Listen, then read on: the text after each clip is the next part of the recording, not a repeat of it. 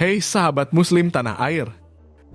Setelah puluhan tahun berpisah, dikabarkan negara ini malah makin terpuruk dan isunya presidennya pun menyesal melihat perkembangan kota-kota di Indonesia.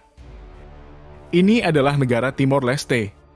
Timor Leste menjadi negara sendiri dan memilih memisahkan diri dari Indonesia pada tanggal 20 Mei 2002 setelah referendum yang diselenggarakan pada tanggal 30 Agustus 1999. Benarkah demikian? Untuk menjawab itu semua, kami akan membandingkan langsung antara Dili ibu kota Timor Leste sebagai representasi dari kemajuan di negara itu dengan ibu kota NTT Kupang, wilayah Indonesia yang terdekat dengan Timor Leste. Baik, kita bandingkan dulu sejarah masing-masing wilayah. Dili telah dihuni sejak tahun 1520 oleh bangsa Portugis. Sedangkan Kupang didatangi oleh VOC pada tahun 1613 yang saat itu berkedudukan di Batavia atau Jakarta. Tapi sebelum kedatangan VOC, Kupang sudah lebih dulu dihuni oleh orang-orang dari suku Helong. Kedatangan VOC kala itu disambut baik oleh Raja Helong, bahkan dibuatkan markas khusus. Sedangkan Dili dihuni oleh bangsa Portugis sejak awal dan bisa berbaur menjadi masyarakat setempat. Dili dijadikan ibu kota Timor Portugis pada tahun 1769. Timor Portugis adalah nama sebelum Timor Leste saat masih menjadi koloni Portugis. Setelah itu Indonesia terbentuk dan mendeklarasikan kemerdekaan pada tahun 1945. Semua wilayah yang pernah diduduki oleh Hindia Belanda diambil alih dan dimasukkan ke dalam administrasi Indonesia, termasuk Kupang dan seluruh wilayah NTT. Hingga tahun 1999 Kupang berubah statusnya menjadi kota Kupang sekaligus ibu kota provinsi NTT. Sedangkan Dili dan daerah-daerah Timor Portugis menggantikan namanya menjadi Timor Leste dan mendeklarasikan kemerdekaannya secara sepihak dari Portugis. Tanggal 28 November 1975, Front Revolusi Kemerdekaan Timor Leste atau Fretilin mengumumkan kemerdekaan wilayahnya itu. Hal tersebut terjadi juga berkat dorongan militer Indonesia dan beraliansi dengan orang-orang Timor Leste yang tertarik ingin merdeka setelah mendengar Indonesia merdeka. Mungkin ini bisa menjadi alasan mengapa militer Indonesia dengan mudahnya menduduki Timor Leste hanya 9 hari setelah mereka mendeklarasikan kemerdekaannya tepat pada tanggal 7 Desember 1975, lalu berganti nama menjadi Timor Timur. Tahun 1976 Timor Timur resmi dinyatakan sebagai provinsi ke-27 Indonesia dan menjadi provinsi yang paling unik karena merupakan satu-satunya provinsi Indonesia bekas wilayah jajahan Portugal, di mana provinsi lainnya adalah bekas wilayah jajahan Belanda. Tapi, Fretilin dengan militer Indonesia tidak pernah akur. Fretilin yang sejak era Portugal sudah ingin merdeka sendiri harus menghadapi pendudukan baru. Perseteruan keduanya menghadirkan konflik berkepanjangan. Tanggal 30 Agustus 1999 referendum diadakan disponsori oleh Perserikatan Bangsa-Bangsa atau PBB, mayoritas rakyat Timor Timur memilih untuk lepas dan merdeka dari Indonesia. Dan secara resmi merdeka dari Indonesia pada tanggal 20 Mei 2002 lalu berganti nama menjadi Timor Leste. Setelah berpisah dengan Indonesia, Timor Leste memulai perjalanannya sendiri.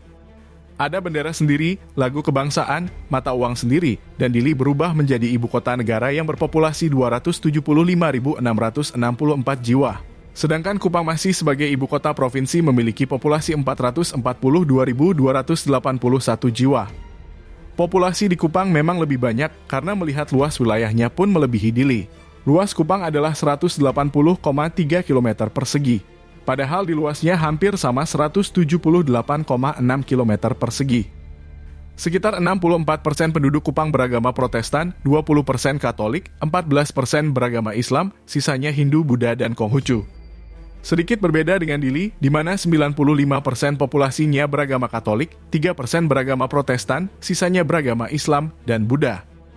Untuk sistem pemerintahan, Dili sebagai ibu kota negara dan Kupang sebagai ibu kota provinsi berada dalam naungan sistem pemerintahan negara yang berbeda. Timor Leste memakai sistem pemerintahan semi-presidensial di mana kepala negaranya adalah presiden, perdana menteri sebagai kepala pemerintahan, dan legislatif dengan eksekutif berdiri secara terpisah.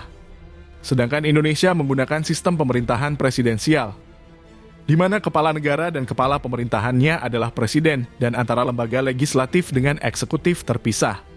Untuk bahasa, di Dili mayoritas menggunakan bahasa Tetun Portugis sebagai bahasa tutur, sedangkan bahasa Indonesia untuk menulis.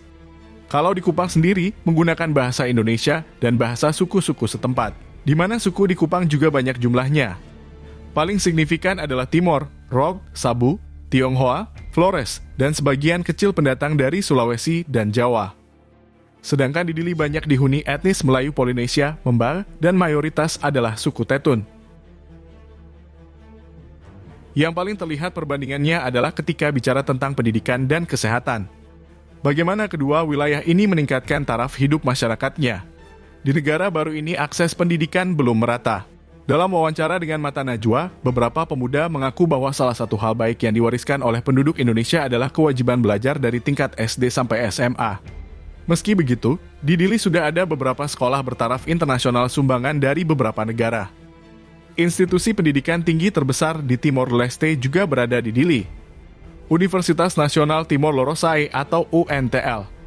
Ada juga Universitas Privat Prasarjana atau UNPAS.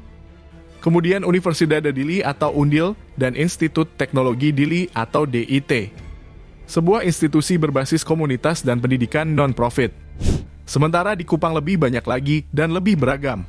Terdapat sarana pendidikan milik pemerintah dan yang dikelola oleh swasta untuk pendidikan formal dan informal dari tingkat PAUD, playgroup, TK, SD, SLTP, dan SLTA, serta perguruan tinggi.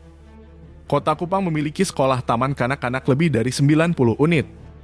Sekolah dasar atau ibtidaiyah tak kurang dari 130 sekolah.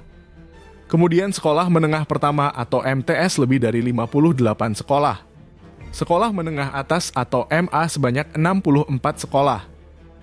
Perguruan tinggi sebanyak 19 dan terdiri dari 5 perguruan tinggi negeri dan 18 perguruan tinggi swasta serta sekolah atau perguruan tinggi negeri kesehatan. Begitupun dengan fasilitas kesehatannya, Kupang memiliki 5 rumah sakit milik pemerintah dan 6 rumah sakit swasta, 10 puskesmas, dan 4 laboratorium kesehatan. Sedangkan Dili tidak diketahui jumlah pastinya, hanya saja sebuah penelitian oleh WHO atau Organisasi Kesehatan Dunia mengatakan bahwa ada tahun 2018 Timor Leste tidak memiliki lagi kasus malaria. Padahal di tahun 2002, mereka hanya memiliki 19 dokter. Tapi saat ini mereka telah memiliki lebih dari 1.000 dokter. Secara ekonomi tidak diketahui angka pasti untuk PDB Dili. Hanya jika dibandingkan secara keseluruhan, PDB per kapita Indonesia dan Timor Leste gambarannya itu seperti ini dari tahun 2010 hingga 2016. Dili mengandalkan komoditas di bidang perkebunan khususnya kopi. Sedangkan di Kupang, lilin lebah dan kayu cendana menjadi komoditas ekspor penting juga didukung pariwisatanya. Menurut kalian, isu tentang kemerosotan Dili Timor Leste setelah tak bersama Indonesia lagi benar atau tidak? Terima kasih. Wassalamualaikum warahmatullahi wabarakatuh.